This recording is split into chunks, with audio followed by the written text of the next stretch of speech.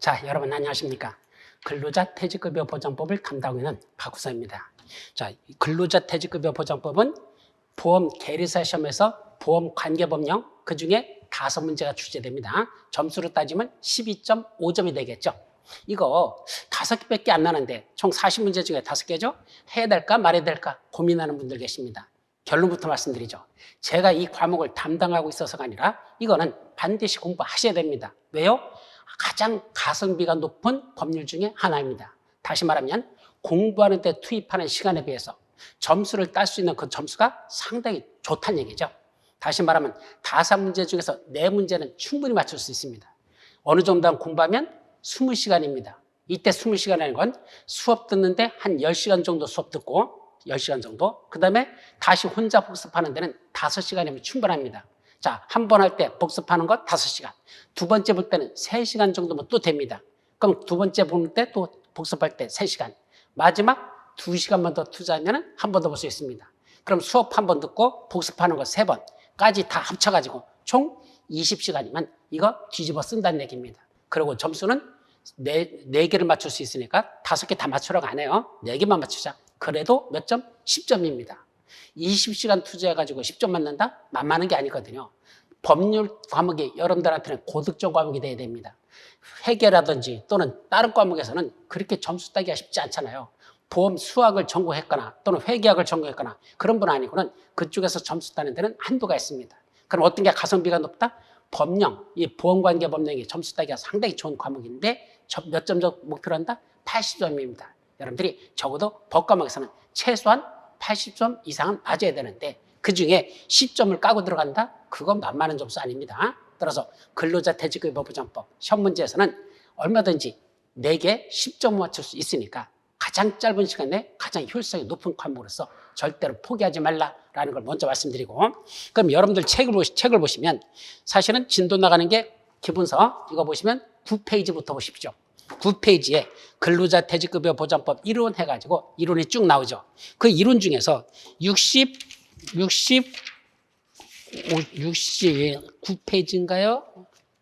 잠깐만요.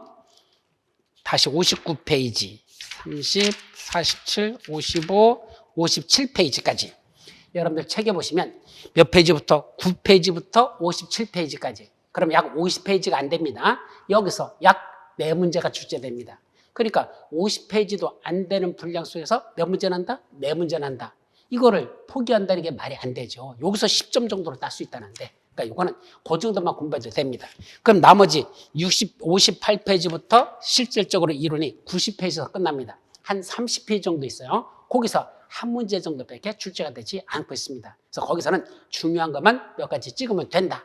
그래 놓고 나머지는 이제 92페이지부터는 근로자 퇴직급여 보장법과 관련된 문제들을 싣고 있습니다. 먼저 보험계에서 시험 문제 났던 거 11년치. 그동안 처음에 났던 것부터 이 법에 들어간 이후부터 이자까지 총 11번 냈었는데 11회분에 대한 문제 총 55문제가 여기 다 수록되어 있고 해설되어 있죠.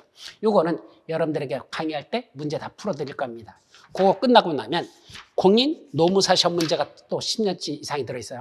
11년치가 들어있는데 공인 노무사 시험 문제 그거는 별도로 풀어드리지 않습니다. 여러분들이 혼자 풀어도 충분합니다. 별로 그건 어렵지 않게 내고 있으니까 그거 보자. 그거 끝나고 나면 예상 문제가 한 50개가 넘는 예상 문제가 또 실려 있습니다. 요거는 수준이 조금 높아요.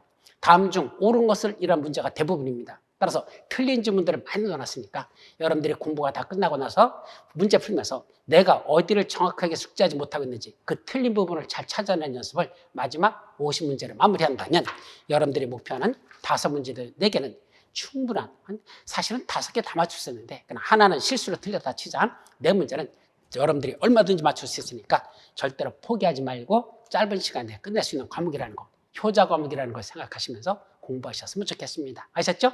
여기까지가 오리엔테이션을 겸한 앞에 이론으로서 설명드리고 이제 본론 내용으로 들어가죠. 여러분들 교재 9페이지 말고 바로 그 옆에 좌측에 보면은 8페이지에 근로자 퇴직급여 보장법 체계도라는 게 나와 있습니다. 요거 전체적인 걸 아주 간략하게 한 페이지로 다 정리해 놓은 건데 요거는요 여러분들이 공부가 다 끝나고 나서 한번 그냥 소설책 읽는 기분으로 한번 쭉 읽으면 아 맞아 있었어 이렇게 정리할 수 있는 내용입니다. 다만 이거 들어가기 전에 여러분들이 먼저 암기하고 들어갈 것이 하나가 있습니다. 뭐냐면 근로자 퇴직급여 보장법에서 보장하고 있는 그 제도 중에서 퇴직급여 제도가 있고 퇴직연금 제도가 있습니다. 요 어떤 것들이 퇴직급여 제도고 어떻게 퇴직연금 제도인지 이거는 지금 외우고 들어가십시오. 그래야 다음 진도 나가면서 훨씬 더 수월합니다. 저도 처음에 이 근로자 퇴직급여 보장법 강의하기 위해서 처음에 공부할 때 이래독을 딱 했는데 법조문을 갖다 놓고 그때는 책이라는 게 없었으니까 그래 법조문 딱 갖다 놓고 그래서 저도 법을 전공했잖아요. 국회에서 입법보장학까지 했고 법사위원회, 법제사법위원회 담당했었으니까 거기에 됐었는데 도대체 법을 전공한 내 입장에서도 잘 모르겠는 거야. 이 말이 읽었는데 한번 이래독했는데 머리에서 감이 안 잡히는 겁니다. 그래서 가만히 생각해봤어. 뭐라? 이 법이 왜 이렇게 머릿속에서 정리가 안 되지? 생각해봤더니 용어 정의가 머릿속에 정확하게 들어있지 않았던 거죠. 한번 읽으면서 용어 정의를 외우지 않았잖아. 따라서 여러분들이 공부하는 방법은 먼저 용어 정의를 정확하게 숙지를 먼저 하시고 그 다음에 본론 내용 들어가면서 보셔야지 이게 말귀가 딱딱 들어오지 용어가 정리되지 않은 상태에서는 말이 무슨 말인지 못 알아듣는다. 그래서 용어 정의를 해야 되는데 들어가기 전에 이 두 가지를 먼저 정리하자. 퇴직급여제도와 퇴직연금제도 둘로 구분하고 있다는 게 이 법의 특성이다. 그럼 먼저 퇴직급여제도는 몇 가지가 있다? 네 가지를 퇴직급여제도로 합니다. 뭐뭐? 첫째, 확정급여형 퇴직연금제도. 두 번째, 확정기여형 퇴직연금제도. 세 번째, 중소기업 퇴직연금 기금제도. 마지막, 퇴직금제도. 요 네 가지입니다. 머릿속에서 이런 식으로 외우세요. 요렇게 네 가지다. 다시 한번 확정급여형 퇴직연금제도, 확정기여형 퇴직연금제도, 중소기업 퇴직연금 기금제도, 마지막 퇴직금제도. 네 가지를 묶어서 뭐라 부른다? 이걸 퇴직급여제도라 한다. 퇴직급여제도라 한다. 그리고 퇴직연금제도는 몇 가지가 있다? 세 가지가 있다. 뭐뭐? 확정급여형 퇴직연금제도, 확정기여형 퇴직연금제도, 개인형 퇴직연금제도. 이렇게 세 가지를 퇴직연금제도로 한다는 것. 이 둘을 먼저 정리합니다. 그러다 보니까 퇴직급여제도에도 들어가고 퇴직연금제도 포함되는 건 두 가지예요. 확정급여형 퇴직연금제도와 확정기여형 퇴직연금제도는 퇴직급여제도에도 들어가고 퇴직연금제도에도 포함된다. 이거고 각각 진짜 따라와 한쪽씩만 들어가는 것들이 이렇게 양쪽에 있다. 이게 머릿속에 먼저 정리가 돼야 다음 용어정의 들어갈 때부터 좀 수월하다는 걸 먼저 말씀드리죠. 아셨죠? 자, 정리됐습니까? 다시 한번 확정급여제도에는 몇 가지, 다시 퇴직급여제도는 네 가지가 있다. 뭐뭐? 하나, 둘, 셋, 넷. 하나, 둘, 셋, 넷. 이거 퇴직연금제도는 몇 가지가 있다? 세 가지가 있다. 하나, 둘, 셋. 하나, 둘, 셋. 아셨죠? 이거 먼저 머릿속에 들어있는 상태에서 진도 나가면 좋겠다라는 걸 말씀드리고 그럼 먼저 여러분들 교재 9페이지에 나오는 용어정의들을 보도록 합니다. 여기 나오는 용어정의는 여기 책에 써있는 이거는요. 법조문에 있는 걸 그대로 쓴 게 아니라 순서대로 법조문에 있는 걸 좀 바꿨어요. 여러분들이 이런 식으로 정리하는 게 좋겠다. 원래 법조문에 있는 게 체계를 잡는 건 아니에요. 저도 법을 국회에서 직접 만들어 봤잖아요. 근데 입법보장을 했는데도 불구하고 법을 보니까 그 자체가 어느 정도 체계는 잡혀. 근데 그게 완벽한 건 아닙니다. 그걸 다시 여러분들이 이해하기 위해서는 새로 순서를 정해야 되는데 지금 제가 쓴 순서대로만 정리하는 게 훨씬 더 이해하기가 좋다는 얘기입니다. 그래서 제일 먼저 나오는 게 뭐가 나온다? 사람들과 관련된 용어들이 나옵니다. 그래서 첫 번째가 근로자 퇴직급여 보장법이니까 누가 나올까? 근로자라는 게 무엇일까? 근로자 개념부터 먼저 나옵니다. 근데 이 근로자 개념은 이 법에 있는 규정이 아니고 어디 있는 걸 끌어다 쓴다? 근로기준법이라고 있습니다. 그 근로기준법에서 사용하고 있는 근로자 개념을 여기서 준용한다라고 되어 있으니까 이 근로자 개념은 근로자 퇴직급여 보장법에 있는 게 아니고 근로기준법에 나오는 근로자를 여기서 준용해서 사용하니까 자, 용어는 첫 번째 근로자란 직업의 종류와 관계없이 무슨 목적으로? 이게 목적이야. 임금을 목적으로 사업이나 사업장에 근로를 제공하는 자를 근로자란다. 첫 번째는 직업의 종류는 따지지 않는다. 직업이 중요한 게 아니라 무슨 목적이다? 근로를 여기 임금을 목적으로 근로를 제공하는 자. 그게 핵심이야. 임금을 목적으로 해서 근로를 제공하는 자. 이때 사업이나 사업장이라고 썼는데 사업장이라고 하는 건 장소를 말하죠. 즉 근로를 제공하고 있는 그 장소가 사업장이 되겠습니다. 반면에 사업이란 우리가 꼭 회사 같은데 어느 일정한 장소에 출근해야지만 일하는 거 아니죠. 요새는 인터넷 같은 것이 발달하고 하니까 컴퓨터 내에서 그냥 재택근무도 할 수 있잖아요. 꼭 회사 출근 안 해도 되죠. 그러다 보니까 내가 집에서 일해도 그거는 사업장이 아닌 데서 근로를 제공하겠죠. 그래도 그것도 여기서 근로자 개념에 들어갑니다. 따라서 꼭 사업장에 가서만 근로를 제공하는 게 아니라 일정한 사업을 해서 근로를 제공한다면 재택근무도 가능하죠. 그래서 둘을 합쳐서 사업이나 사업장이라고 쓰는 거고, 이걸 합해서 이야 사업이라 한다. 법에서는 그렇게 용어져요. 둘을 합쳐서 그냥 사업이라 하자. 그래서 직업의 종류와 관계없이 임금을 목적으로 그 사업에서 근로를 제공하는 자를 근로자라고 한단다. 그럼 근로자의 가장 중요한 건 뭐냐면 근로자를 쓰고 있는 위에 있는 그 사람이 있겠죠. 이걸 말한다? 사용자라고 합니다. 그래서 근로자를 이렇게 일을 시키는 그 위에 임금을 주는 사람이 있을 거 아니야. 이걸 사용자라고 한다. 그럼 사용자하고 근로자 개념에서는 서로 무슨 관계였다? 수직 관계입니다. 종속 관계라고 그러죠. 즉 사장님이 일을 시키면 그 시키는 걸 따라서 일에 복종해서 일을 해야 되는 거. 이게 근로자 개념이에요. 그래서 우리가 사장님을 갑이라고 그러고 근로자를 을이라고 그러잖아. 갑을 관계라고 그러잖아. 그래서 사장님의 종속돼 가지고 일을 시키는 대로 하는 이걸 근로자라고 표현한단다. 이게 중요해요. 따라서 대표이사는 근로자에 포함하지 않는다. 우리 사장님 근로자 아닙니다. 되지 않는다. 그럼 이사는 근로자에 포함되는 경우도 있고 포함되지 않는 경우도 있어. 회사 대표이사만 있는 게 아니라 그 밑에 이사, 한 5명 이사들도 있잖아요. 그분들은 만약에 의사결정권을 가지고 있고 그 사장님이 시키는 일이라는 게 아니라 자기가 의사결정권을 갖고 일을 하는 이사라면 그 사람은 근로자에 속하지 않아. 근데 단순히 사장님이 시키는 일만 하는 그런 명목상 이사만 있는 사람들이 있어요. 그분들은 역시 명칭만 이사일 뿐이지 실제는 근로자로서 역할을 한다면 그분도 근로자에 속할 수 있다. 이런 얘기죠. 이게 근로자. 두 번째, 헷갈려서는 안 되는 게 여기 가입자라는 개념이 따로 있어요. 그 가입자는 누굴 말한다? 근로자 중에서 그렇게 즉 임금을 목적으로 사업에 근로를 제공하는 자들 중에서 누굴 말한다? 퇴직연금제도 또는 중소기업 퇴직연금 기금제도에 가입한 사람만 가입자라고 부릅니다. 자, 여기서 첫째, 퇴직연금제도 하면 몇 가지 제도가 있었죠?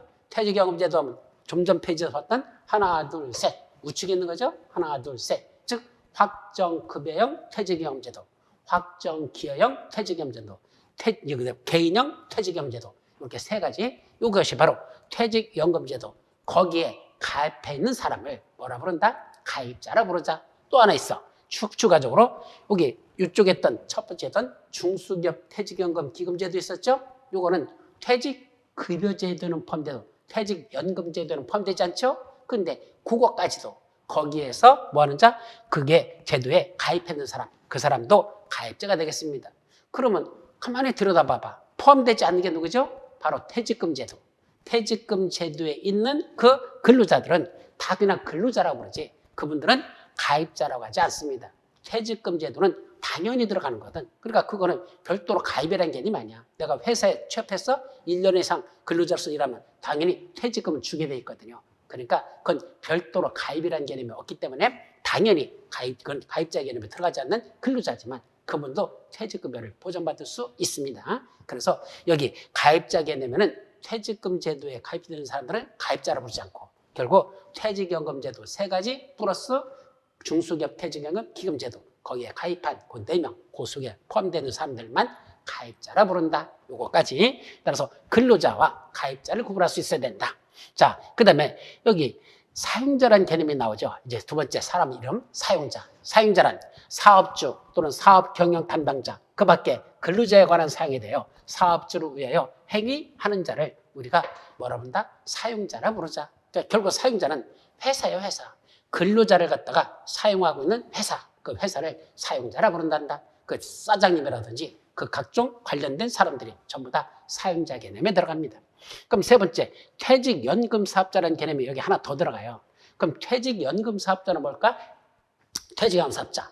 여기 퇴직연금제도의 운용관리 업무하고 자산관리 업무를 수행하기 위하여 고용노동부 장관에게 등록한 자, 이자를 퇴직연금 사업자라고 부른다. 자, 퇴직연금 사업자, 여기 운용관리 업무하고 자산관리 업무라는 개념이 나오죠. 운용관리 업무는 뭘까?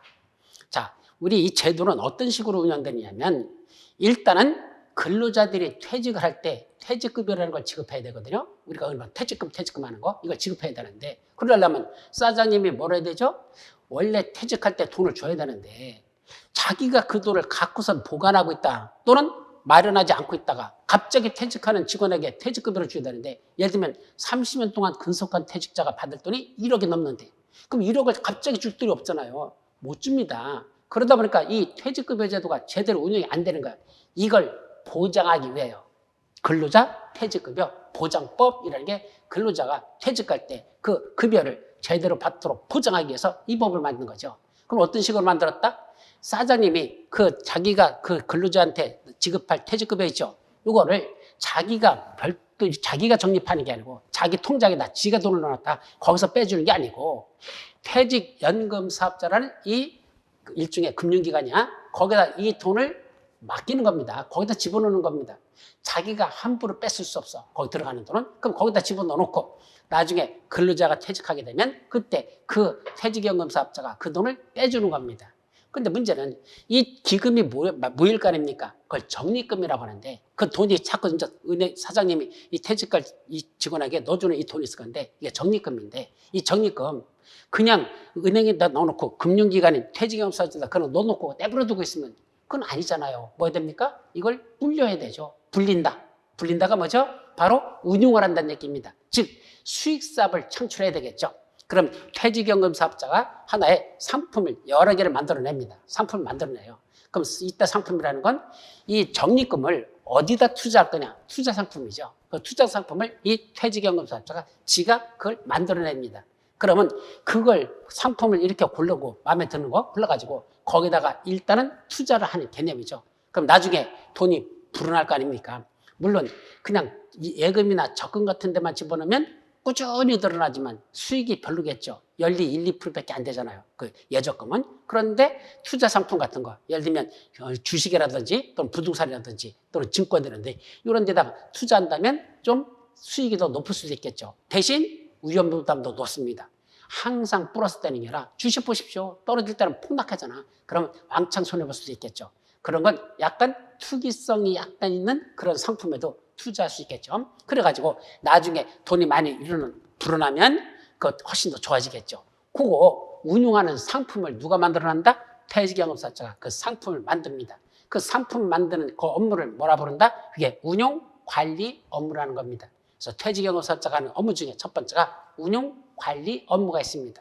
또 하나 있죠. 무슨 업무? 자산관리 업무. 이건 뭐냐면 통장이 있어야 되잖아. 예를 들면 수익이 나는 것이 얼마큼 났는지 그걸 자꾸 모으는 적립금을 관리할 수 있는 통장이 있어야 되겠죠. 그리고 퇴직할 때 퇴직급여 주려면 통장으로 주거든요. 원칙이. 그럼 통장 같은 거로 넣어주는 그런 통장 관리하는 업무가 있습니다. 그 통장 관리 업무를 뭐라 본다? 자산관리 업무라고 합니다. 이와 같이 상품을 갖다 만들어내는 운용관리 업무와 통장 계좌 관리를 해주는 그런 자산관리 업무를 수행하기 위해서 고용노동부장에게 먼저 요거 등록한 자, 이 사람을 퇴직연금 사업자라 한다. 그래서 여기 근로자, 가입자, 사용자, 퇴직연금 사업자 요 네 가지 개념부터 먼저 정리하는 것이 첫 번째.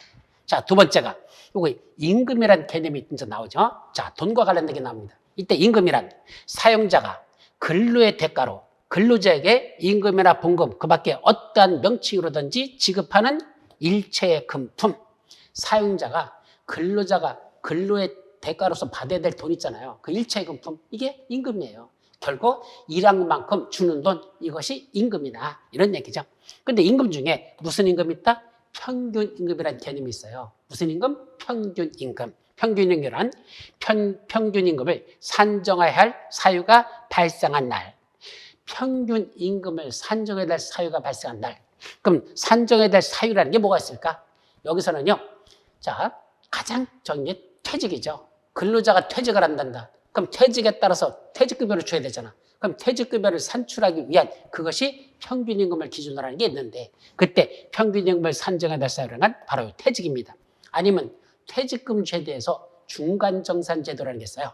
중간정산이란 내가 그동안 지금까지 일을 해왔어. 근데 지금 퇴직하는 건 아니야. 아직도 더 내가 계속 일을 할 거야. 여기 근속할 겁니다. 그런데 지금까지 내가 이제 지금 상황에서 퇴직한다면 그동안 받아야 될 퇴직급여가 있겠죠. 이걸 지금 정산하고 지금 받고 이제 나머지는 새로 시작하는 거로 새로 가자. 그동안 했었던 건 먼저 받고 그다음에 나머지는 새로 시작하는 걸 하자. 이것이 바로 중간정산 제도입니다. 그럼 퇴직금 중간정산 그 사유가 발생했다. 바로 그것이 평균임금을 산정해야 될 사유가 발생한 날이 되는 겁니다. 그런데 꼭 퇴직비나 또는 중간정산만 평균임금을 산정하는 게 아니에요. 이 평균임금과 관련된 건 근로기준법에 있는 개념이거든. 이거는 근로기준법. 그러다 보니까 꼭 퇴직만과 관련된 게 또는 중간정산과 관련된 게 아니고 나머지 일정한 어떤 급여를 주기 위해서 평균임금을 산정할 필요가 있는 경우도 있습니다. 그때도 평균임금이라는 용어가 있는데 그거는 우리 근태법과는 관계가 없으니까 거기까지는 공부할 필요가 없고 여기서는 그냥 평균임금을 산정할 사유가 발생한 날이란 퇴직이나 또는 중간정산을 말하고 그런 사유가 발생한 날 이전 몇 개월? 3개월 동안에 그 근로자에게 지급된 임금의 총액이 그 기간의 총일수로 나눈 금액을 평균임금이라고 한단다. 그냥은 말이 좀 어렵죠. 이거는요. 이렇게 한번 정리해 볼까요? 자, 내가 쭉 근속을 해옵니다. 여기서부터 내가 입사일이라 가정하죠. 쭉 오다가 뭐 한다? 여기서 지금 내가 퇴직을 한대. 이게 평균임금을 산정해야 될 사유가 발생한 날, 요 날이 무슨 날이다? 퇴직일이야. 퇴직하는 날이라고 가정하자. 그럼 퇴직일 이전, 평균임금을 산정할 사유가 발생한 날 이전, 뒤로 돌아가 몇 개월 동안에? 3개월 동안에. 그럼 여기서부터 이렇게 해서 여기까지 3개월이라 치자. 요 3개월 동안에 뭐 한대? 그때 그 근로자에게 지급된 임금의 총액. 그럼 요 3개월 동안 받은 돈이 있을 거 아닙니까? 요거. 여기서부터 여기까지 받은 이때 임금 총액이 있겠죠. 받은 임금 총액이 3개월 동안 받은 것만이야. 총액만. 그걸 뭐로 나눴다? 그 3개월이란 그 기간의 그 기간의 총 일수로 나눴다. 그 임금 총액 밑에 총 일수로 나왔다. 그럼 3개월 동안을 하루하루 계산하면 대략 며칠이 나올까요? 대략 90일 정도 나오죠. 근데 그거는 정확하게 산출해야 됩니다. 그럼 90일이다. 틀려요. 지난 3개월이라는 기간이 꼭 90일이다? 아니죠.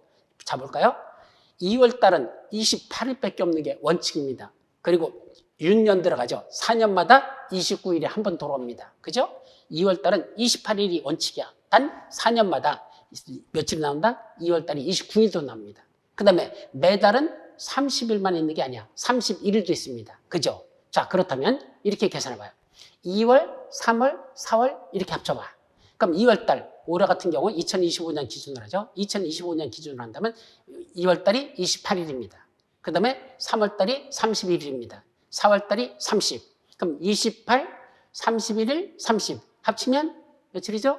29일밖에 아니야. 그러니까 119일밖에 안 납니다. 120일은 아니죠. 89일이죠. 3개월이니까 89일. 다시 한번 숫자 더해본다.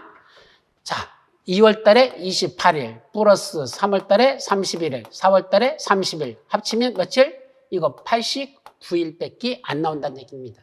그럼 다시 7월 달, 8월 달, 9월 달 따져보죠. 그럼 7, 8, 9 하면 어떻게 되죠? 7월이 31일입니다. 그죠? 8월 달도 31일입니다. 7월, 8월은 똑같이 30일이야. 그 다음에 9월 달이 30일입니다. 이렇게 따지면 며칠이죠?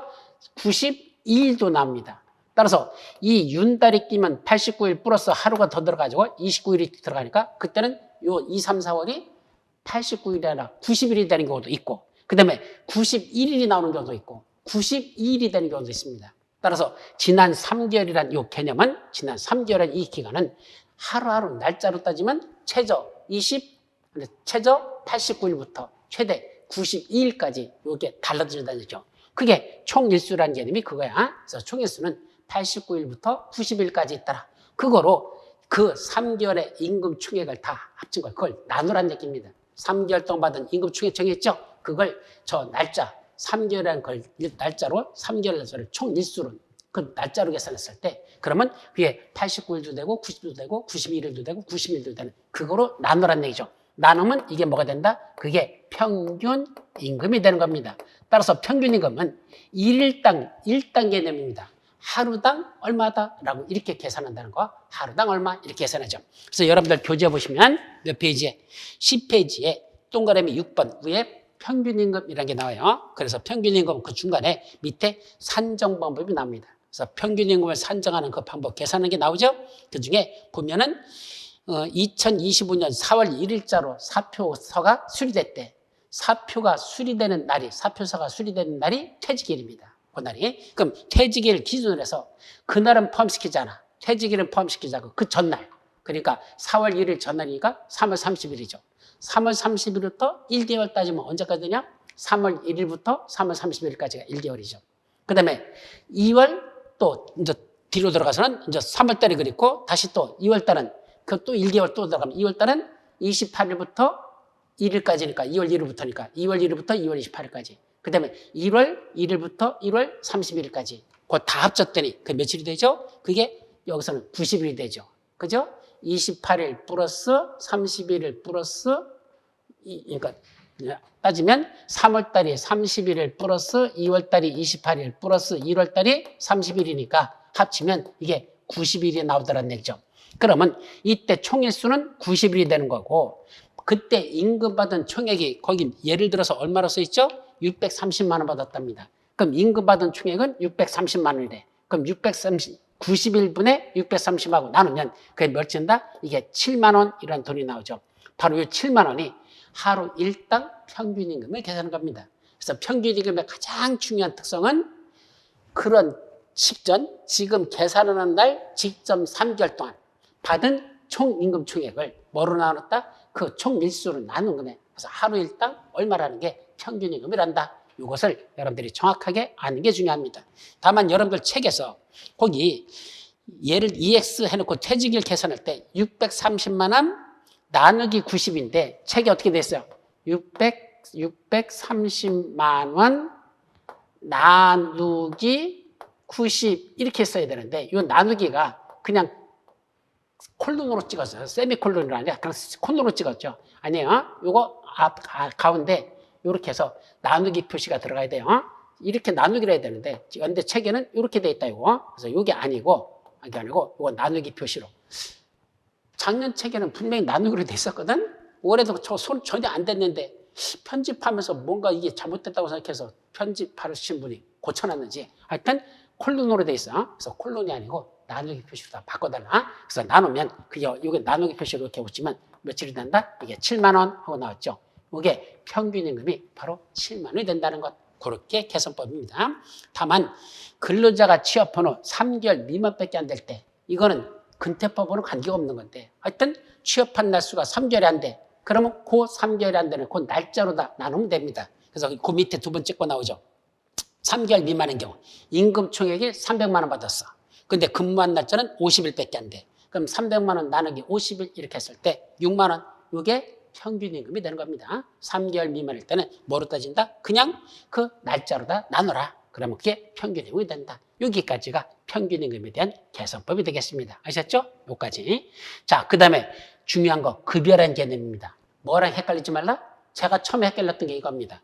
임금이라는 개념하고 급여라는 개념이 그게 그거 아니야? 우리가 일상생활을 쓸 때, 야, 얼마 받니? 그랬을 때, 임금 얼마 받니? 이렇게 말하고, 어떨 때는 급여 얼마 받냐? 이러죠. 오히려 급여란 말을 더 많이 써요. 임금 얼마 받니? 임금은 노동자들, 육체 노동자들이 받는 건 임금.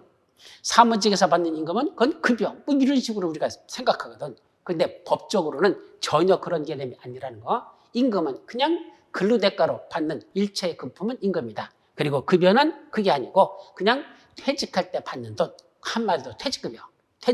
그게 급여다. 그리고 임금은 평상시 일할 때 받는 것. 급여는 퇴직할 때 받는 것. 그 임금과 급여 개념이 여기서는 명백하게 구분된다는 것. 명백하게 구분돼요. 이거 정확하게 숙지 안 하면 가다가 헷갈려요. 임금이 급여고 급여가 임금이다. 아닙니다. 전혀 달라나. 일하면서 받는 건 임금. 퇴직할 때 받는 건 급여. 아셨죠? 그렇게 정리해요. 그럼 급여는 퇴직급여 제도나 개인형 퇴직연금 제도에 의하여 근로자에게 지급되는 연금이나 또는 일시금을 급여라고 합니다. 따라서 퇴직급여 제도 했으면 네 가지죠. 확정급여형 퇴직연금제도, 확정기형 퇴직연금제도, 중수기업 퇴직연금 기금제도, 퇴직금제도. 퇴직금여 제도 들어가요. 네 가지 플러스 마지막 하나 남은 거 개인형 퇴직연금제도. 그때 그 근로자가 뭐 할 때, 그게 지급되는, 사실은 퇴직할 때 지급하거나 또는 중간정산할 때도 지급할 수 있어요. 그때 지급하는 건데 연금으로 줄 수도 있고 일시금으로 지급할 수도 있어요. 그래서 연금은 나눠가지고 주는 거, 매년 얼마씩 이렇게 나눠주는 거, 일시금은 한꺼번에 받는 거, 이렇게 돼 있죠. 그것이 바로 급여라고 한단다. 개념 정리는 이 정도는 해 두시기 바랍니다. 다음 페이지. 또 퇴직급여제도와 요거 들어가기 전에 먼저 요거. 자, 퇴직급여제도와 퇴직연금제도에는 어떤 것들이 있을까? 아까 이미 암기하라고 그랬어요.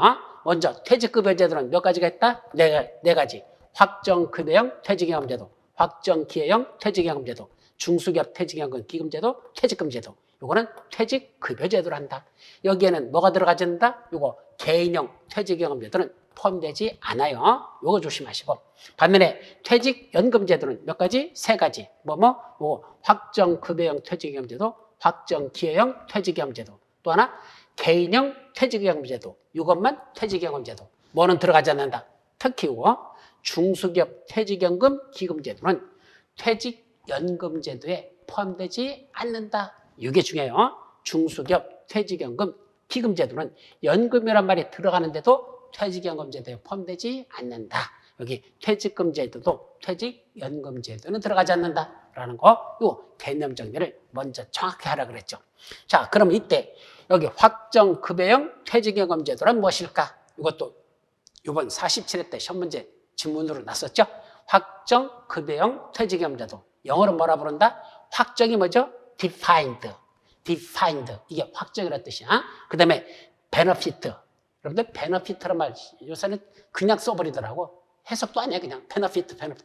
무슨 저기 무슨 강철부대인가? 그런데 이렇게 보면은 우승 저기 요 1단계 우승자에게는 강력한 베너피트를 제공합니다. 해가지고 적을 선택할 수 있는 권한을 부여하고 여러 가지 혜택을 주는 거, 여러 가지 혜택 주는 거, 이걸 베너피트. 이의 또는 은혜, 혜택, 이런 걸 베너피트라고 하거든요. 이때 확정급여형 퇴직연금제도를 defined benefit, 영어로 뭐라 부른다? DB라고 표현합니다. 이거 DB라고 돼 있죠. 그래서 앞으로 DB라고 부르면 뭘 말한다? 확정급여형 퇴직연금제도 defined benefit를 말한다. 그런데 이거는 근로자가 받을 급여의 수준이, 자, 근로자가 받을 급여 수준에서 임금의 수준이 아니에요. 급여니까 퇴직할 때 받는 돈, 그게 급여라고 생각하라고 했죠. 그 근로자가 받을 그 퇴직할 때 받는 급여의 수준이 어디에 있다? 사전에 이미 결정되어 있는 퇴직연금제도를 DB라고 한단다. 퇴직할 때 받아야 될 급여 수준이 이미 결정돼 있어요. 퇴직하기 전에 내가 얼마 받을 수 있는지 나 이미 알아. 계산할 수 있어. 지금 오늘자로 내가 퇴직하면 얼마를 받을 수 있지? 계산을 하면 된다는 얘기입니다. 나온다는 얘기입니다. 그것이 미리 확정돼 있다는 얘기죠. 얼마 받은지가 이미 확정된 상태로 있는 거. 그것은 퇴직 DB 확정급여형 퇴직연금제도를 한다. 요거. 두 번째는 확정기회형 퇴직연금제도. 이거는 확정이니까 똑같이 defined. 그 다음에 기여형 그랬잖아. 어디다 기여한다. 공헌한다. 기여한다. 공헌한다. 이거로 contribution이라고 하죠. 바로 이 contribution. 요거 DC라고 합니다. 이거 DC. 요거는 확정기여형 퇴직연금제도. 그래서 여러분들이 실무할 때는 DB, DC 제일 많이 쓰는 용어야. DB, DC 이렇게 쓴다. 그럼 확정기여형 퇴직연금제도는 DC는 급여 지급을 위하여 사용자가 부담해야 될 부담금의 수준이 사전에 결정되어 있는 퇴직연금제도. 이게 뭐냐면 급여 지급을 위하여, 그랬으니까 퇴직할 근로자들이 퇴직할 때 받을 그 급여 지급을 위해서 미리 사장님이, 즉 사용자가 돈을 적립을 해 나가야 된다. 그때 사장님이 부담해야 되는 그 적립하기 위한 부담금. 적립하려면 돈이 있어야 되잖아. 돈을 내야 되잖아. 근데 사장님이 퇴직급여를 마련하기 위해서 주는 돈, 내놓는 돈, 이것이 부담금이고, 그 부담금이 쌓여서 적립금이 되는 거거든요. 그 사장님이 낼 그 부담금이 사전에 이미 결정이 돼 있어. 사장님은 매년 일정한 금액을 내놔야 되는데 그게 사전에 이미 얼마를 내놔야 된다는 그 금액이 결정돼 있다. 부담금의 수준이 결정된 거. 요거는 확정기여형 퇴직연금제도. 그게 아니고 여러분들 근로자가 받아야 될 급여 수준이 사전에 이미 얼마인지 결정돼 있다. 여러분들이 받을 돈이 결정돼 있는 거. 그거는 DC, DB, 확정된 금액이 이미 얼마 받을 것이다. 정해져 있다. DB라고 한다. 아니 사장님이 부담해야 될 부담금의 수준이 사전에 이미 결정돼 있다? 그건 B, C라고 한단다. 일단 요거까지만 정리하고 다음 페이지에서 요거에 대한 세부적인 내용을 다시 설명해요. 지금도 무슨 말인지 못 알아들어 좀 이따 개념 정리만 이런 게 있다 하면 넘어가십시오. 자, 세 번째 중소기업 퇴직연금 기금제도. 요거는 중소기업을 지원하기 위한 겁니다. 이때 중소기업이라는 개념 상시 30명 이하의 근로자를 사용하는 그런 사업장만 말해요. 상시 30명 이하의 근로자를 사용하는 사업만 여기서 중소기업이라고 표현한다는 거. 이거는 중소 개념이 근로자, 상시 근로자, 즉 일부 퇴직하기도 되고 새로 더 들어오기도 하고 이러다 보니까 인원이 늘었다 줄었다죠. 근데 평균적으로 봤을 때 30명 이상 된다. 이게 상시 근로자라는 게 보통 일하는 근로자들이 30명 이상이다. 29명 될 수도 있어. 28명 될 수도 있어. 35명 될 수도 있어. 그죠? 그게 바로 상시 30명 이상 그런 근로자가 사용하는 사업장을 그런 중소기업을 한단다. 그 중소기업에서 뭐에서 근로자의 안정적인 노후 생활을 보정을 지원하기 위해서 몇 개 이상? 2 이상의 중소기업 사용자 및 근로자가 납입하는 부담금 등으로 뭘 만들었다? 공동의 기금을 조성해서 운영하여 근로자에게 퇴직할 때 급여를 지급하는 제도, 이거를 중소기업 퇴직연금 기금제도를 한다. 따라서 중소기업 퇴직연금 기금제도는 별도로 아까 좀 전에 했던 퇴직연금 사업자라는 개념이 없어요. 그럼 퇴직연금 사업자 역할하는 자가 있어. 그걸 관리하고 그걸 운영하는 자가 있어요. 그게 누구란다? 바로 근로복지공단입니다. 근로복지공단, 줄여서 공단이라고 표현하는데 그 근로복지공단에서 중소기업들, 2 이상의 중소기업들을 모아가지고 거기서 사용자하고 가입자들이 내는 돈들 있죠. 그걸 공동기금을 만들어. 그거 갖고 상품을 만들어가지고 그걸 얘들한테 파는 거죠. 그럼 자기들이 가입을 해. 그러면 거기서 수익이 나죠. 수익 난 걸 지들이 가져가는 것들. 이렇게 하는 제도. 이게 바로 중소기업 퇴직연금 기금제도라는 겁니다. 마지막으로 개인형 퇴직연금 제도가 있죠. 개인형 퇴직연금 제도. 개인 그랬으니까 영어로 뭐죠? individual. 그 다음에 퇴직이라는 게 뭐죠? retirement, 은퇴. 우리가 은퇴라는 영어를 retirement라고 하죠. retirement. 그 다음에 마지막 연금, 펜션.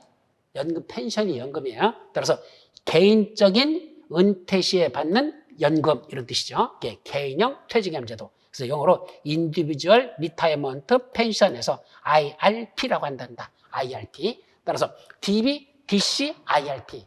DB, DC, IRP. 이게 퇴직연금 제도가 DB, DC, IRP 세 가지다. 요 용어 정도를 정리합니다. 그럼 개인형 퇴직연금 제도는 뭐냐? 한마디로 말하면 이건 꼭 근로자만 가입하는 게 아니에요. 근로자가 아닌 자들도 자기의 노후 복지를 위해서, 자기 노후 복지를 위해서 예를 들면 자영업자들 있죠. 자영업자들은 근로자가 아니잖아. 그죠? 근데도 불구하고 자기들이 이 IRP, 개인형 퇴직연금 기금제도에 기금을 이제 거기다가 부담금을 냅니다. 그럼 부담금이 내가지고 나중에 적립이 되죠. 그거 운용해가지고 수익 난 거 자기가 나중에 퇴직급여로 가져가면 되는 겁니다. 그래서 일반적인 근로자가 아닌 사람도 가입한다. 그래서 가입할 수 있고 또 실질적으로 근로자도 회사로부터 주는 돈 있잖아요. 회사로부터 받는 급여. 그것만 갖고는 내 노후 생활에 보장이 안 될 것 같아. 조금 더 내가 노후 생활을 더 즐기기 위해서는 좀 더 내가 받아야 될 급여가 더 많아졌으면 좋겠어. 그럼 뭐 하면 되죠? 평상시 내가 받는 임금 있잖아. 임금 중에 일부를 적립을 또 하는 겁니다. 그래서 다시 부담금을 더 내는 거죠. 그게 가입자 부담금이라고 합니다. 가입자가 지가 스스로 자기 돈을 더 내는 거죠. 사장님이 넣어주는 게 아니라 자기 돈을 더 넣어가지고 나중에 그걸 불려가지고 퇴직할 때 그것도 가져가면 되잖아. 그럼 퇴직급여를 더 많이 받을 수 있겠죠? 그게 바로 개인형 퇴직연금에 가입하는 겁니다. 그래서 가입자의 선택에 따라 가입자가 납입한 일시금이나 일시금이라는 건 아까 사장님이 자영업자가 1년에 연간 1,800만 원까지는 한꺼번에 넣을 수도 있어요. 1,800만 원까지는 나눠 낼 수도 있고 한꺼번에 낼 수도 있고 이것이 개인형 퇴직연금제도에 가입할 수 있고 아니면 사용자 또는 가입자가 납입한 부담금을 적립 운용하기 위해 설정한 퇴직연금제도로서 급여 수준이나 부담금 수준이 확정되지 아니한 겁니다. 사전에 얼마의 급여를 받을 수 있는지 또 내야 될 부담금은 얼마를 내야 되는지 사전에 미리 결정되지 아니한 이런 제도를 바로 개인형 퇴직연금제도를 한단다. 근데 이 개인형 퇴직연금제도가 나중에 뒤에 보면 2가지로 나눠져요. 기업형 IRP라는 게 있습니다. 기업형, 그 다음에 개인형 퇴직연금제도. 말이 좀 이상하죠.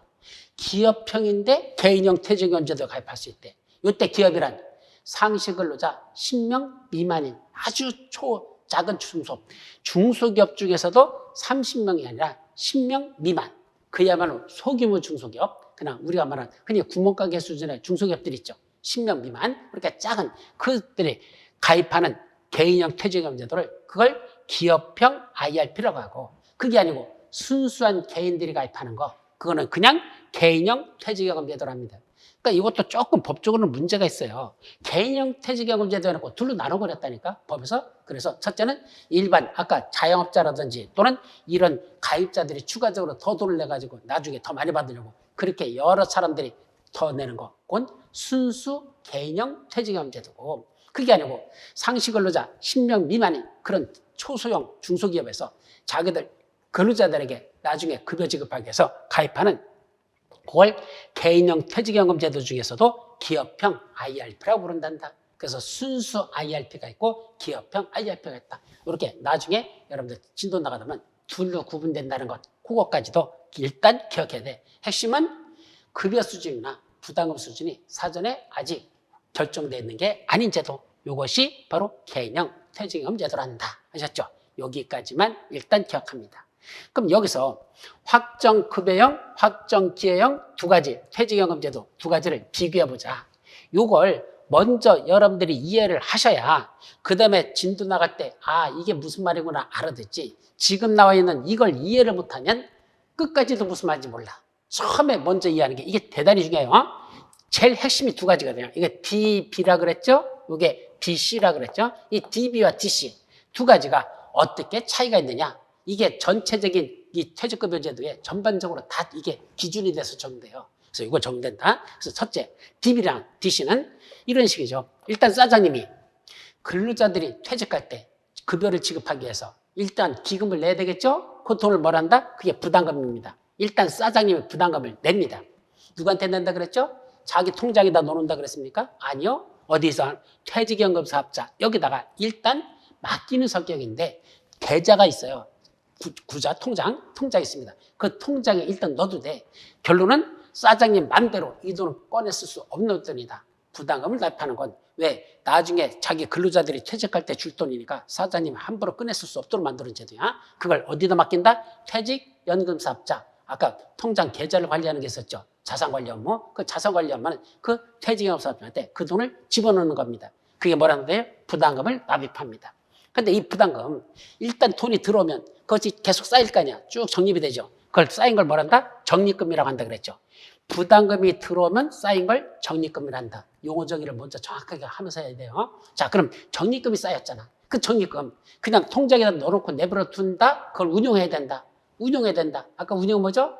그걸 돈을 벌이를 만들어내는 거죠. 어떻게 하든지 그걸 불리는 거라 그랬죠. 불려서 이자를 갖다 더 높게 상품의 가치를 높여가지고 나중에 퇴직할 때든 어쨌든 그 액수를 키워야 됩니다. 그러면 들어온 적립금하고 그걸 운용하라는데 운용해서 얻어지는 이익을 운용 수익을 합니다.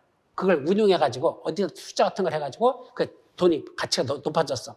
운용 수익이 되는 거죠. 물론 그게 플러스인 경우도 있지만 마이너스인 경우도 있다 그랬어요. 주식 같은 거, 채권 같은 거 잘못 투자해가지고 오히려 폭락해가지고 손해보는 경우도 있단다. 어쨌든 그 적립금 들어온 거고 그걸 운용하는데 그 적립금을 운용하는 걸 누가 하느냐? 이게 DB와 DC에서 가장 큰 차이점이라는 거. 그럼 적립금 운용 주체가 DB에서는 누가 한다? 사용자, 바로 사장님이 합니다. 그럼 결국 사용자가 퇴직연금 사업자에게 부담금 납입한 이 돈은요, 아직은 누구 돈이다? 사용자 돈이라는 것, 사장님 돈이라는 것, 그게 핵심이에요.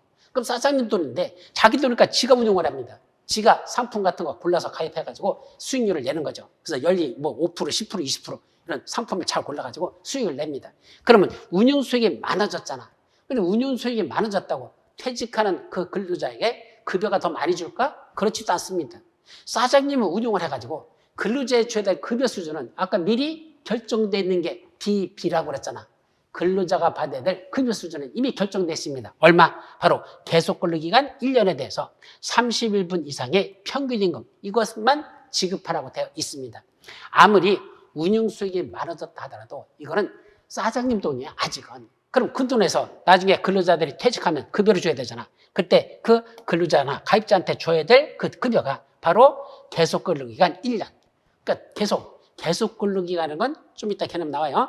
끊어지지 않고 연속되는 계속 근로한 거. 즉 중간에 퇴사하지 않고 계속 일한 거. 즉 계속 근무했던 거로 인정받는 기간이 몇 년 이상 돼야 된다? 최소한 1년 이상 돼야 됩니다. 그 계속 근로기간 1년에 대해서. 그럼 1년치가 딱 되면 얼마를 준다? 그 1년은 돼야. 또 지나면 또 1년, 또 1년. 이렇게 1년 될 때마다 주는 건데 일단 1년 이상만 계속 근로기간 가지면 돼요. 그럼 1년 근무하고 1년 1개월 더 근무했다. 1년 1개월은 어떻게 될까? 1년치 주고 플러스 1개월 돼 있잖아. 그럼 1개월도 또 따져봐야 돼. 28일도 있고 29일도 있고 30일도 있고 31일도 있잖아. 그럼 365일분에 요거 며칠치. 예를 들면 5개월 정도 근무했다면 1년 5개월 했으면 1년치 계산하고 플러스 5개월 치면 약 5, 35, 한 150일 더 했겠네? 그럼 365분에 약 150 며칠이 되든지 그렇게 나오겠죠. 120분. 이걸 다시 추가적으로 더 줍니다. 그러니까 1년만 넘어가면 매일 근무만 날수 만큼 그 퇴직급여가 플러스 된다는 거. 어쨌든 최소한 계속 근로기간은 1년 이상 돼야 됩니다. 그 1년에 대해서 30일 이상의 평균임금을 지급하래요. 그럼 아까 평균임금 일당으로 계산한다 그랬죠. 하루 아까 우리 예를 들었던 게 얼마 였었죠? 7만 원. 그 하루 7만 원 곱하기 31분 이상이니까 최소한 30일은 곱하라는 얘기죠. 근데 중요한 건 자, 30일 곱하기 평균임금 7만 이렇게 주는 게 최소한이라는 얘기입니다. 그럼 30일치만 줄까? 아니야. 40일치 줄 수도 있고 45일치 줄 수 있고 50일도 줄 수 있습니다. 어떤 경우를 하죠? 근속기간이 길어지면 더 많이 주는 경우가 있죠. 회사에서. 우리 회사 10년 동안 근무했다. 그러면 30일분 준대. 야, 20년 이상 근무했다. 20년? 그러면 40일분 준대. 한 30년 이상 그야말로 장기 근속. 자기 인생을 거의 젊은부터 30세에 들어와서 60세에 퇴직한다? 인생 전체를 어떻게 보면 30년을 그 회사에 바친 거잖아. 장기 근속자라고 하죠. 이분은 40일치 주는 게 아니라 45일치 준다. 그래서 처음에 10년 동안 근무한 사람들은 30일만 주고 그 다음에 넘어간 사람은 40일치 주고 그 다음에 30년 이상 넘어간 사람은 45일치 준다. 이런 식으로 할 수 있어. 최소한이 31분이니까 여기 뭐가 들어간다? 이상자가 들어간다는 거. 31분만 주는 게 아니다. 어떨 때는 41분도 주고 51분도 줄 수 있다는 거. 아셨죠? 그게 바로 평균임금을 곱해버립니다. 그게 얼마라는 게 나오겠죠. 결국 내가 지금 퇴직한다면 내가 그동안 계속 근로기간이 얼마나 되지? 그거 따지면 되죠. 거기다가 내가 지금 퇴직한다면 지난 3개월 동안에 받았던 총 급여가 얼마인지 나오죠? 그걸 총 일수로 나누면 하루 일당인 평균임금이 나오죠. 그럼 평균임금 곱하기 내가 그동안 근속했던 계속 근로기간 곱하고, 그죠? 그러면 결국 뭐가 나온다? 내가 받아야 될 퇴직급여가 얼마인지 그게 이미 확정이 돼 있다는 얘기입니다. 이런 걸 B라고 한단다. 그럼 DC는 그게 아니고 사장님이 내는 이 부담금 있죠? 이 부담금은 처음부터 누구 거다? 가입자 겁니다. 이게 중요한 겁니다. 아까는 사장님이 낸 부담금은 아직은 사장님 거야. 그래서 지가 운용을 해가지고 자기가 이걸 잘 불려가지고 수익이 많이 나거나 손해 날 수도 있겠죠. 어쨌든 이 운용한 돈에서 퇴직하는 그 근로자에게 얼마나 준단다? 계속 근로기간 1년에 대해서 31분 이상의 평균임금을 이것만 지급하면 되지 많이 이익 났다고 이거 많이 지급하는 거 아니다. 이건 이렇게 정해져 있다는 얘기입니다. 반면에 DC는 부담금을 사장님이 내면요. 이 부담금은 누구 돈이다? 가입자 돈으로 일단은 인정되는 겁니다. 가입자 거예요. 사장님 돈이 아니에요. 그럼 가입자는 그 돈을 받아가지고 뭔다? 지가 운용합니다. 적립금 운용주택 가입자입니다. 지가 그 적립금을 운용을 해가지고 이익이 많이 났어. 퇴직할 때 왕창 가져갑니다. 그거 다 가져가, 자기가. 적립금하고 운용수익이 다 누구 거야? 퇴직하는 그 근로자, 자기 돈이라는 얘기입니다. 그러니까 자기가 운용을 잘해서 수익을 많이 나면 퇴직할 때 가져가는 거야. 원래는. 그때 많이 가져가고 만약에 운용을 대떡까지 해가지고 손해를 왕창 봤어. 원금도 적립금도 까먹는 거죠. 그래서 손해봐서 막 뺏겨 가져가는 이런 경우도 있을 수 있다. 결국 운용에 대한 모든 책임은 가입자 자기한테 있는 것. 이것이 DC라고 한다. 확정 기여형 퇴직연금제도가 되겠습니다. 그러면 이때 사장님이 주는 부담금 있잖아요. 이거는 매 줄 때마다 이미 결정이 되어 있습니다. 사전에 이미 결정되어 있어. 얼마? 연간 임금 총액의 12분의 1 이상을 지급하라고 되어 있습니다. 이 근로자가 1년 동안 받아야 될 연간 임금 총액 전체 있죠.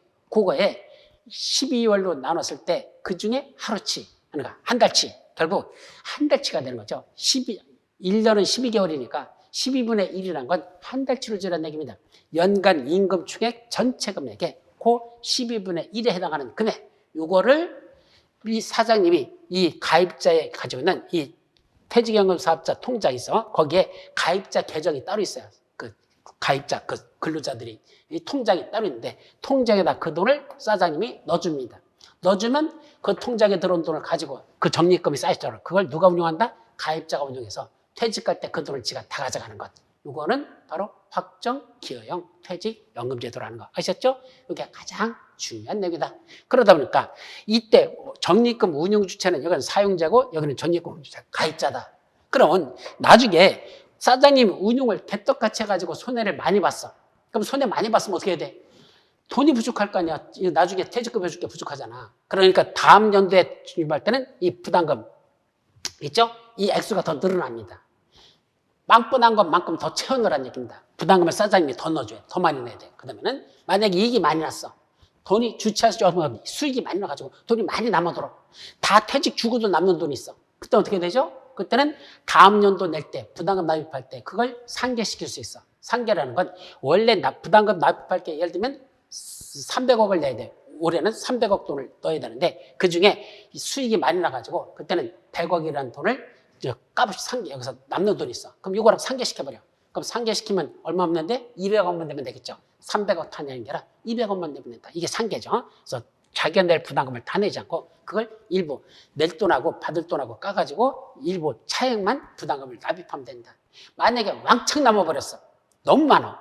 주체할 수 없을 만큼 많아. 그 금액은 좀 이따 이제 본론 내용에서 살펴볼 거고 너무 많이 나면 그때는 뭐 할 수 있다? 이 사용자가, 사장님이 이 퇴직연금 사업자한테 뭘 한다? 야, 나한테 그것 좀 돌려줘라. 반환을 요구합니다. 그럼 반환을 요구하면 그때도 반환도 할 수 있습니다. 따라서 부담금 납입할 돈하고 상계하는 것도 가능하고 그다음에 왕창 남아버렸을 때는 반환도 요구할 수 있는 거. 이것이 사장님이 부담금 납입하는 데 있어서 그런 혜택이 있거나 근데 손해가 봤을 때는 왕창 내야 되죠. 자, 그런 문제가 있단다. 이런 얘기입니다. 여기는 연간 임금 총액의 10분의 1 이상이 꼬박꼬박 들어오거든. 그럼 들어올 때마다 뭐 하면 되죠? 그거 지가 운용을 잘하면 됩니다.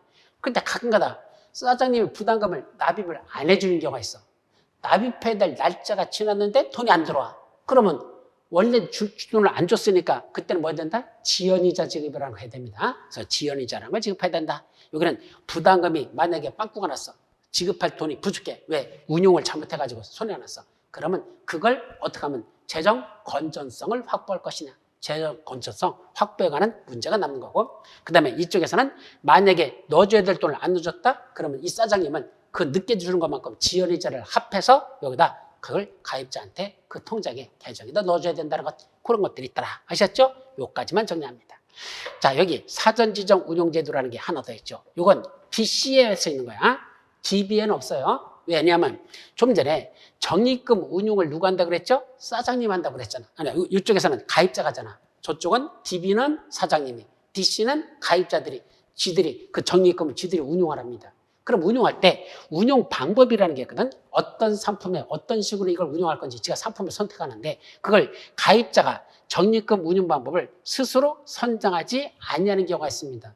처음에는 선정을 했는데 나중에 만기되면서 다시 또 연장해서 해야 되는데 그때 선정 안 했거나 애초부터 아예 선정 안 했거나 하여튼 선정 안 하는 경우가 있습니다. 그때는 사전에 미리 지정했습니다. 내가 따로 나중에 선정하지 않으면 따로 선정할 수 있는데 안 한다면 지금 미리 선택하는 이걸 그때 가서 이 방법대로 운용하자라고 사전에 미리 지정하는 운용 방법이 있습니다. 그때 사전에 지정한 운용 방법으로 적립금을 운용하는 이런 제도를 사전 지정 운용제도를 한다. 실무에서는 디폴트 이렇게 표현하거든. 디폴트 제도라고 하는데 어쨌든 사전 지정 운용제도는 어디만 쓴단다? DPC 확정 기여형 퇴직연금제도로 운용되는 제도고 이건 그 운용 방법을 가입자가 지가 선정해야 되는데 사전에 미리 그 정해놓고 만약에 나중에 내가 선정하면 미리 지정한 요 제도대로 요 운용 방법대로 운용하도록 이렇게 하는 것들. 그래서 이게 왜 들어왔느냐면 옛날에 처음에 가입할 때 여러분들이 A라는 방법을 택했어. 그 당시는 뭐가 최고였느냐? 예를 들죠. 채권이 최고였었어. 채권 투자가.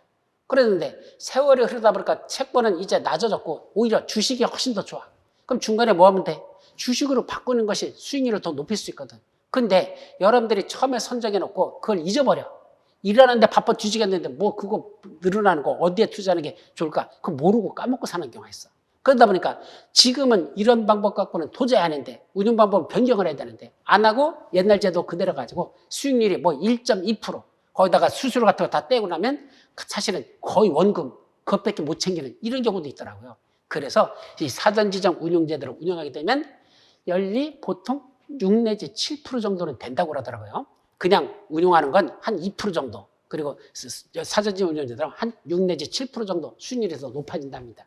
그래서 여러분들이 그때 변화되는 것 따라서 사전지정 운용제도를 사전에 미리 찍어 놓으면 내가 까먹었어도 그대로 사전지정 운용제도로 운용됨으로써 수익률을 더 높이게끔 해주기 위해서 이런 제도적 장치가 마련됐다라고만 이해하시면 됩니다. 그럼 사전지정 운용 방법은 어떻게 한다? 사전지정 운용제도에 따라 적립금을 운용하기 위하여 운용관리 업무를 수행하는 퇴직연금 사업자가 운용관리 업무야 자산관리 업무로 관계없죠. 이건 수익을 내야 되는 거니까 운용관리 업무를 수행하는 퇴직연금 사업자가 사전지정 운용 방법에 하나 이상의 운용 유형을 포함하여 운용 유형, 원금이 보장되는 유형 또는 조금 더 손해도 볼 수 있지만 약간 이익도 더 높일 수 있는 이런 약간 주식이나 이런 것들 또는 채권 같은 거 투자할 수 있는 것들 그런 유형을 하나 이상의 유형을 포함하여 고용노동자한테 승인을 받은 운용 방법 고용노동자한테 승인받아야 돼요. 사전지정 운용 방법으로 간단다 하셨죠. 여기까지가 여러분들 나오는 용어 정의에 관한 것들이 여기까지입니다. 용어 정의는. 자, 그 다음에 여러분들 교재 보시면 12페이지에 적용 범위하고 나오죠. 요거 근로자 퇴직급여 보장법은 어디까지만 적용될래? 적용 범위입니다. 원칙은 근로자를 사용하는 모든 사업 또는 사업장에 적용됩니다. 근로자를 사용하는 모든 사업장 또는 사업 합쳐서 뭐란다? 사업이라고 그래서 그래서 근로자를 사용하는 모든 사업에 적용된다. 이게 대원칙입니다. 근로자가 1명이다, 2명이다, 100명이다, 1000명이다 관계없어. 다 적용되는 게 원칙이야.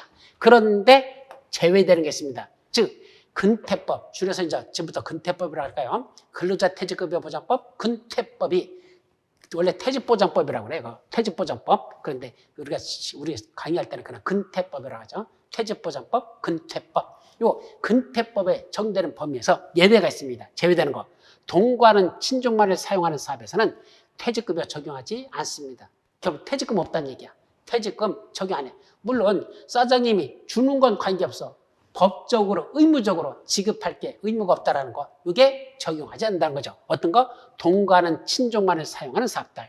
이제 동거하는 친족에는 8촌 이내의 혈족, 4촌 이내의 인척, 배우자 이런 개념인데 이런만 사용한단다. 남편이 사업을 운영하면서 마누라를 같이 일한다. 그럼 마누라가 배우자잖아. 그건 꼭 퇴직급여 줘야 됩니까? 마누라가 달라고 하겠지. 그럼 줘야죠. 근데 법적으로 의무적으로 줄 필요는 없습니다. 그게 제외된다. 적용이 제외되죠. 또 하나 가구 내 고용활동. 가구라는 건 집가짜입니다. 집가짜. 가구 내. 우리 집안 내에서 벌어지는 고용활동도. 대표적인 것들 예를 들면 파출부라든지 가사도우미 이런 것들이 바로 가구 내 고용활동입니다. 여기에는 퇴직급여 안 줘도 된단다.